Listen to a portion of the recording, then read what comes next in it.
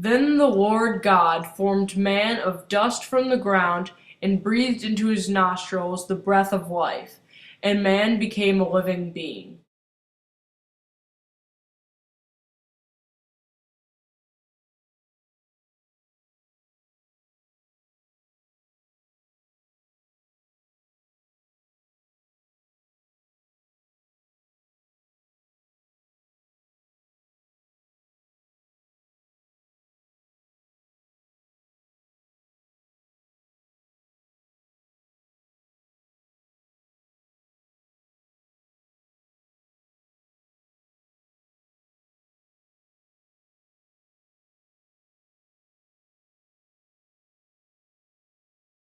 God has infinite abilities. God created the heavens and earth, light, water, and land, all living creatures, including the birds in the sky, other animals, and man.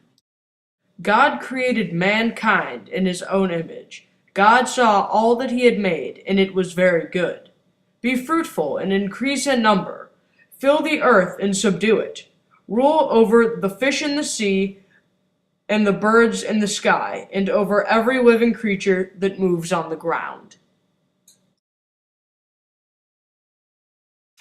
God takes responsibility to nurture Adam. The Lord God said, "It is not good for the man to be alone. I will make a helper suitable for him."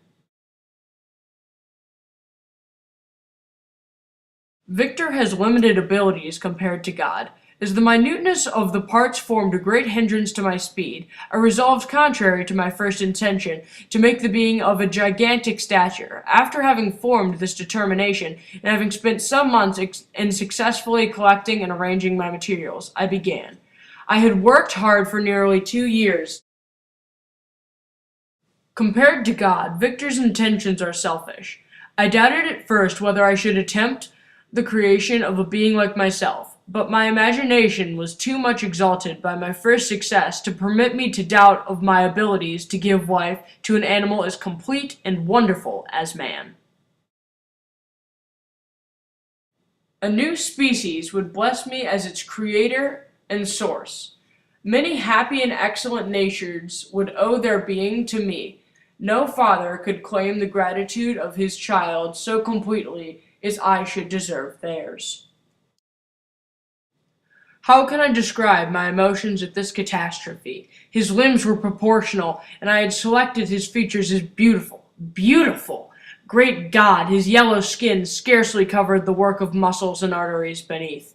His hair was a lustrous black and flowing. His teeth were of a pearly whiteness, and these luxuriances only formed a more horrid contrast to his watery eyes, his shriveled complexion, and black lips.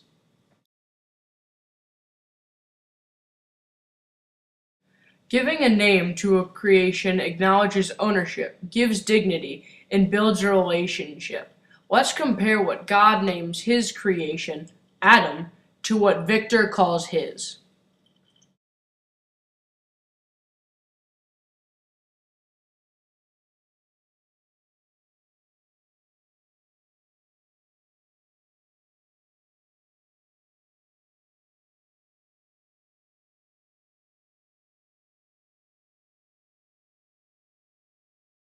There are consequences of creation. Adam and the monster are given a choice, and as a result, evil enters their lives.